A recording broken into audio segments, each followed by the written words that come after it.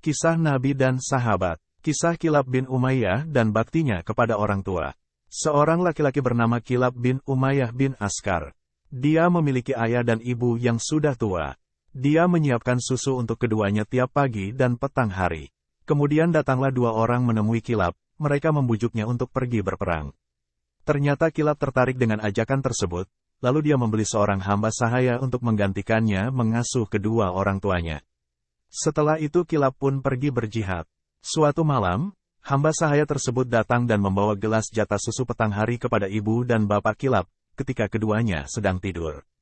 Dia menunggu sesaat dan tidak membangunkannya lalu pergi. Di tengah malam keduanya terbangun dalam keadaan lapar. Bapak Kilab berkata, dua orang telah memohon kepada Kilab dengan kitabulah. Keduanya telah bersalah dan merugi. Kamu meninggalkan bapakmu yang kedua tangannya gemetar, dan ibumu tidak bisa minum dengan nikmat. Jika merpati itu bersuara di lembah Waj karena telur-telurnya, keduanya mengingat Kilab. Dia didatangi oleh dua orang yang membujuknya. Wahai hamba-hamba Allah, sungguh keduanya telah durhaka dan merugi. Aku memanggilnya lalu dia berpaling dengan menolak. Maka dia tidak berbuat yang benar. Sesungguhnya ketika kamu mencari pahala selain dari berbakti kepadaku, hal itu seperti pencari air yang memburu fata morgana. Apakah ada kebaikan setelah menyia-nyiakan kedua orang tua? Demi bapak Kilab, perbuatannya tidak dibenarkan. Jika ada orang luar Madinah yang datang ke kota Madinah, Umar bin Khattab radhiyallahu anhu selalu menanyakan tentang berita-berita dan keadaan mereka. Umar bertanya kepada salah seorang yang datang, "Dari mana?" Orang itu menjawab, "Dari Taif." Umar bertanya, "Ada berita apa?"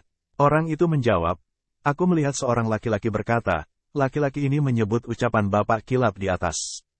Umar menangis dan berkata, "Sungguh Kilab mengambil langkah yang keliru." Kemudian bapak Kilab, Umayyah bin Askar dengan penuntunnya menemui Umar yang sedang di masjid. Dia mengatakan, "Aku dicela. Kamu telah mencelaku tiada batas, dan kamu tidak tahu penderitaan yang kurasakan. Jika kamu mencelaku, maka kembalikanlah Kilab manakala dia berangkat ke Irak. Pemuda mulia dalam kesulitan dan kemudahan, kokoh dan tangguh pada hari pertempuran.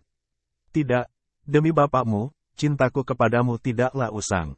Begitu pula harapanku dan kerinduanku kepadamu.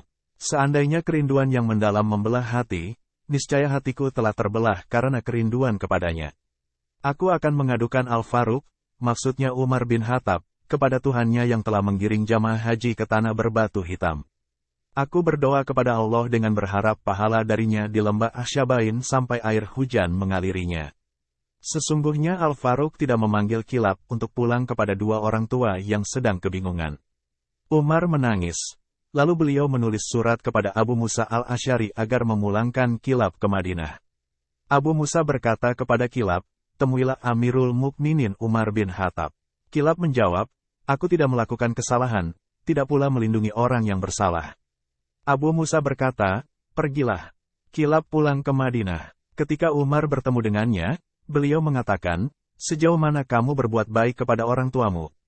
Kilab menjawab, "Aku mementingkannya dengan mencukupi kebutuhannya.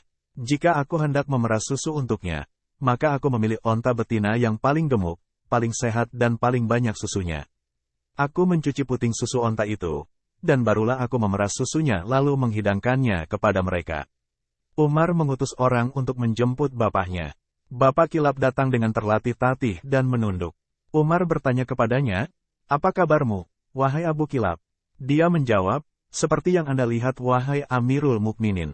Umar bertanya, "Apakah kamu ada keperluan?" Dia menjawab, "Aku ingin melihat Kilab. Aku ingin mencium dan memeluknya sebelum aku mati."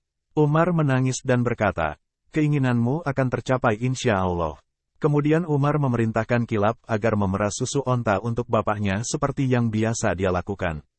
Umar menyodorkan gelas susu itu kepada bapak Kilab sambil berkata, "Minumlah ini, wahai bapak Kilab." Ketika bapak Kilab mendekatkan gelas ke mulutnya, dia berkata, "Demi Allah, aku mencium bau kedua tangan Kilab." Umar mengatakan, "Ini Kilab, dia ada di sini. Kami yang menyuruhnya pulang." Bapak Kilab menangis dan Umar bersama orang-orang yang hadir juga menangis. Mereka berkata, "Wahai Kilab, temani kedua orang tuamu." Maka Kilab tidak pernah lagi meninggalkan mereka sampai wafat.